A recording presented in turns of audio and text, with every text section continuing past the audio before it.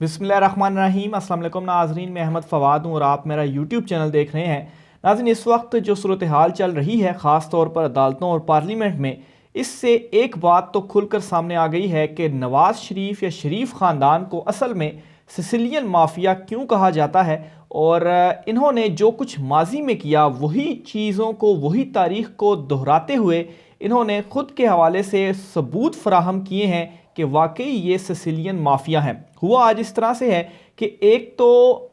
जो इंतखाबात हैं आइनी तौर पर 90 दिन के अंदर करवाने हैं, एक तो ये वो इंतखाबात नहीं करवाने दे रहे, और दूसरे नंबर पर जब सुप्रीम कोर्ट ऑफ पाकिस्तान में एक समाअत चल रही है केस की, तो सुप्रीम कोर्ट ऑफ पाकिस्तान पर भी असरअंदाज होने की जो कोशिश है वो की जा रही है। और अब एक मुतनाज़ बिल में कहूँगा, और ये बिल खैर रहना नहीं है, लेकिन एक मुतनाज़ बिल आज पेश किया गया है जिसके मुताबिक चीफ जस्टिस ऑफ पाकिस्तान का जो अज़ खुद नोटिस का इख्तियार है ये महदूद करने के हवाले से ये बिल है। पहले बिल की डिटेल बताता हूँ, फिर आगे भी बहुत सारी कुछ अहम तफसीलात हैं वो आपके साथ शेयर में करूँगा। बिल नाजरीन ये है कि ये जो अज़ खुद notice supreme court of Pakistan के चीफ जस्टिस लेते हैं, बिल के मुताबिक चीफ जस्टिस अकेले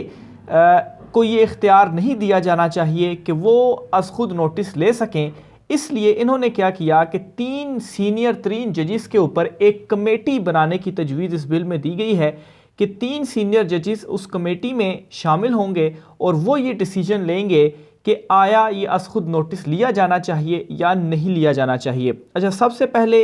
इनकी बदनीयती कहें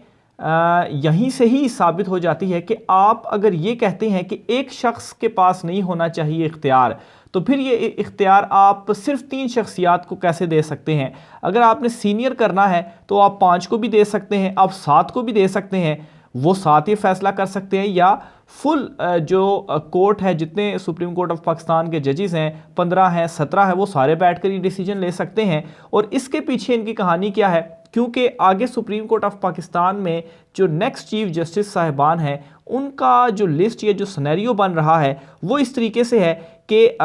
अभी चीफ जस्टिस उमर अता बंदयाल साहब हैं, उसके बाद जस्टिस काजी फायज़ ईसा, और उसके बाद जो तीसरे मोस्ट सीनियर जज हैं वो जस्टिस सरदार तारिक साहब हैं। तो एक तो इन्होंने इस बिल से भी और अपने इस अमल से ये तासुर भी देने की कोशिश की कि जस्टिस काजी फायज़ ईसा और जस्टिस सरदार तारिक जो हैं वो शायद इनके जज हैं, जो कि इनका ये तासुर गलत होगा। आप आगे जब मामलात मज़ीद चलेंगे तो मेरी ये बात याद रखिएगा कि यही वो तमाम तर चीज़ें होंगी जो इनके गले पड़ने जा रही हैं। हालांकि ये बिल रहना नहीं है क्योंकि आइनी तौर पर यह बिल ही गलत है, वो कैसे वो भी मैं तफसीलात आपके सामने रखूँगा, लेकिन पहले बिल इस वजह से समझा रहा हूँ कि आप देखें कि ये जो माफिया है ये किस कदर जड़ों में बैठा हुआ है कि इतना खुलकर ये काम कर रहा है और कोई इनसे पूछने वाला नहीं है।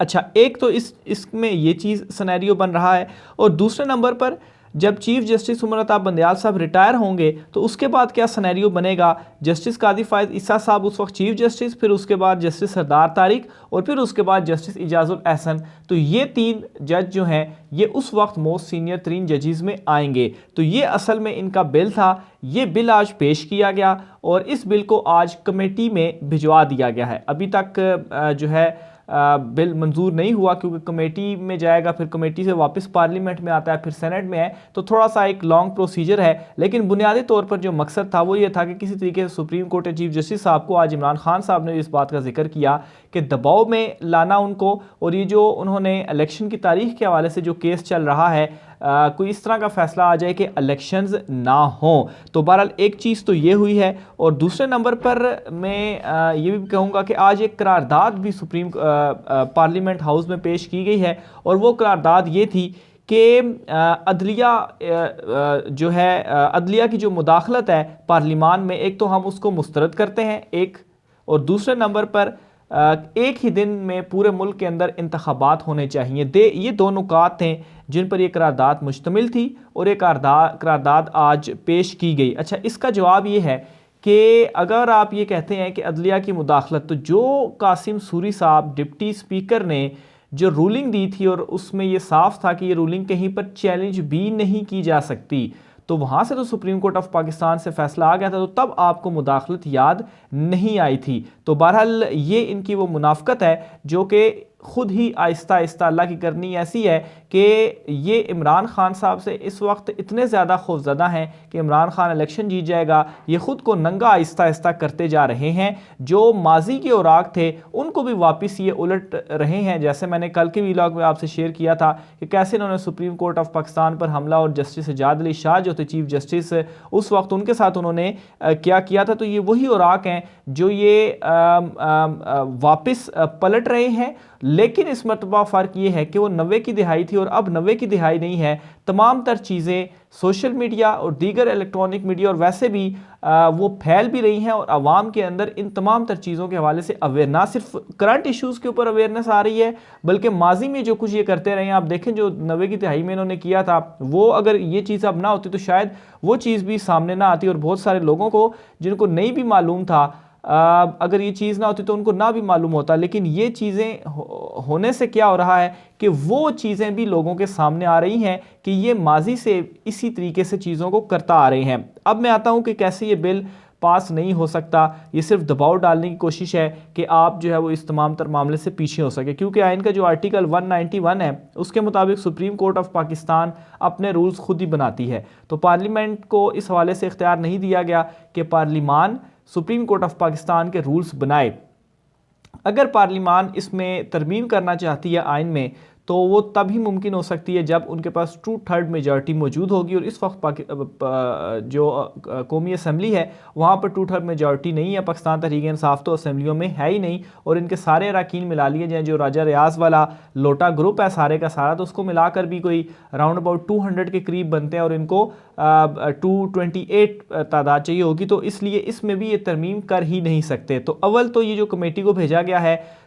मेरा इसमें एनालिसिस यही है कि कमेटी से ही ये वापस हो जाएगा, इसको रिजेक्ट कर दिया जाएगा। यही इसके ऊपर कदम लगाई जाएगी कि ये बिल सस्टेनेबल ही नहीं है। और दूसरे नंबर पर सिर्फ इन्होंने इसलिए किया एक मैसेज देने के लिए कि हम जो है वो ये चीज़ कर सकते हैं। और फिर आज जो तकरीरें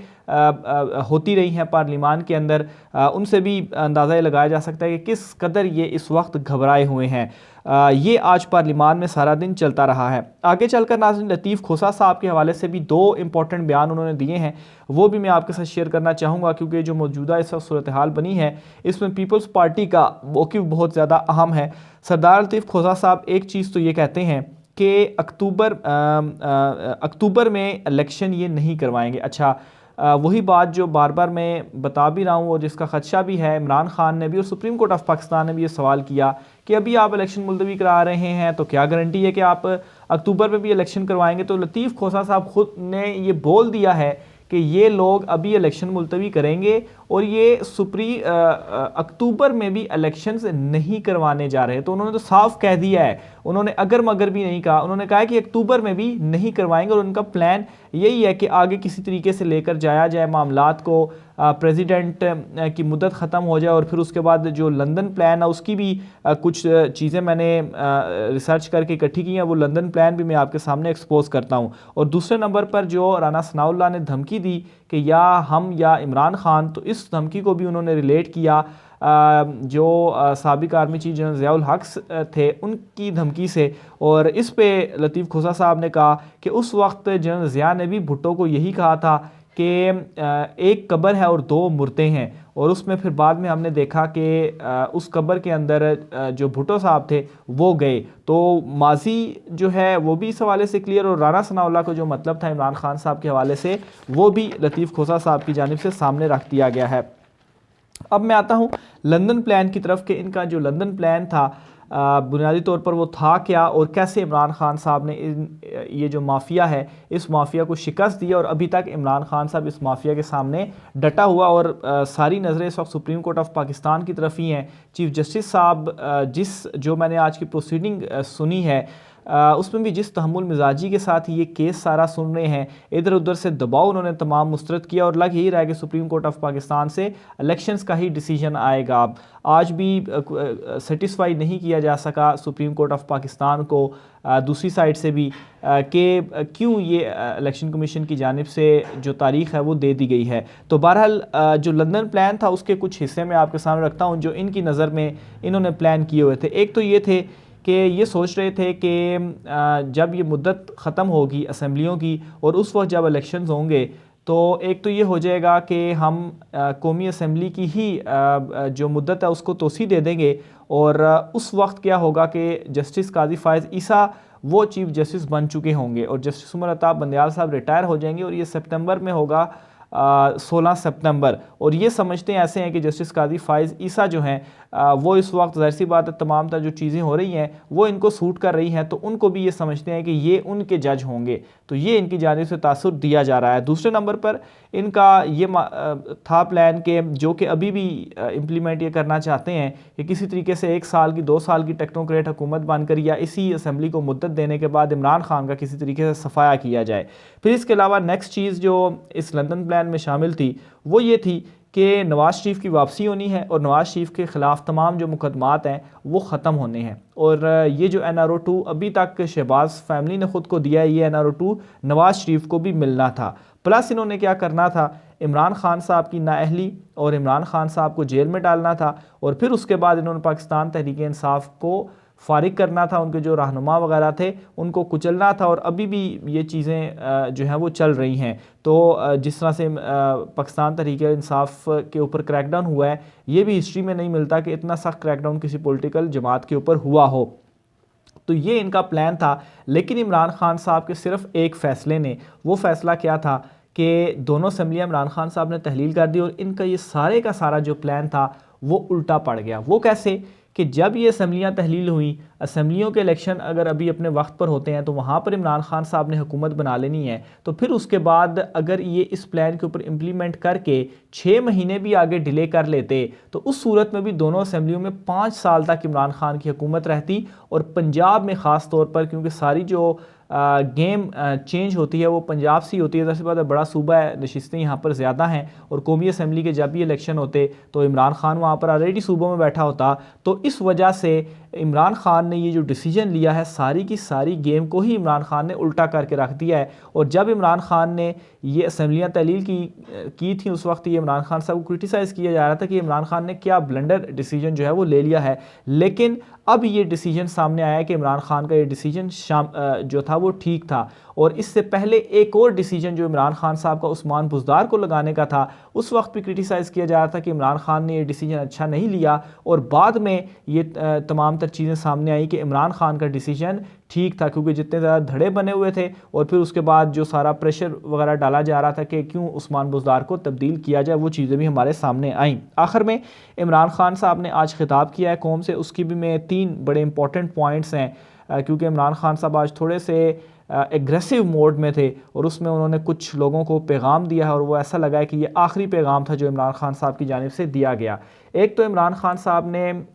न्यूट्रल्स के हवाले से ये कहा है कि न्यूट्रल्स के पास अभी भी मौका है, न्यूट्रल्स संभल जाएं, अपना जो रास्ता है उसे दुरुस्त कर लें, और इस वक्त जो मसाइल हैं उन मसाइल का हल यही है कि इलेक्शंस साफ़ और शफाफ इलेक्शंस करवाए जाएं, और अगर ऐसा नहीं किया जाता तो फिर हालात कंट्रोल से बाहर हो जाएंगे। तो ये इमरान खान साहब की जानिब से जो पैगाम दिया गया है न्यूट्रल्स को, और ये एक आखिरी पैगाम था आज जो इमरान खान साहब ने ख़िताब किया, उस खिताब से मुझे लगा क्योंकि बड़ा वाज़ेह होकर इमरान खान साहब ने ये जो अपना ख़िताब है और ये जो बयान है ये दिया है, और शुरू में भी और आखिर में भी जाते जाते इमरान खान साहब ने कहा है कि वाहिद हाल इलेक्शंस हैं, न्यूट्रल से कहता हूँ अपना जो रास्ता है वो सीधा कर लें। एक चीज़। दूसरे नंबर पर इमरान खान साहब ने अगेन जो अदलिया के ऊपर दबाव डालने की कोशिश की जा रही है, इमरान खान साहब ने भी इस चीज़ को हाईलाइट किया कि आज जो कुछ पार्लियामेंट में हुआ वो सिर्फ़ और सिर्फ अदलिया के ऊपर दबाव डालने की कोशिश है।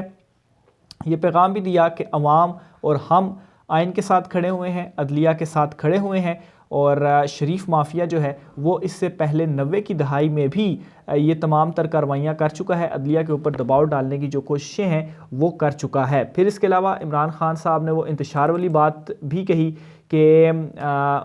अपनी कारकुनान को कौम को पैगाम देना चाह रहे हैं कि हमने इंतशार जो है वो डलवाने की कोशिश की जाएगी, लेकिन आपने पुरअमन रहना है, हमने किसी किस्म का तसादुम नहीं करना। और साथ साथ उन्होंने ये दलील भी दी कि जो इलेक्शन चाहते हैं वो कभी भी ये नहीं चाहेंगे कि तसादुम हो, क्योंकि उसके नतीजे में हालात ख़राब होंगे और कोई ना कोई बहाना मिल जाएगा। इसलिए जो ये चाहते हैं कि इलेक्शन ना हो और इलेक्शन डिले हो, वो ये चाहते हैं कि तसादुम हो और इंतशार फैले, ताकि उस बुनियाद के ऊपर चीज़ों को जो है वो बेस किया जा सके। तो इमरान खान साहब ने ये भी बड़ा एक इंपॉर्टेंट मैसेज था जो कि उनकी जानिब से अपने कारकुनान को दिया गया। तो काफ़ी सारी चीज़ें इमरान खान साहब ने अपनी इस तकरीर के अंदर कही, लेकिन ये वो 3 इंपॉर्टेंट पॉइंट्स थे जो मुझे लगा कि आपके साथ मैंने शेयर करने हैं। बहरहाल इस वाले से जो भी होता है आपके साथ मैं चीज़ें शेयर करता रहूँगा। आज के व्लॉग से इतना ही, मुझे इजाज़त दीजिए। अल्लाह हाफ़िज़।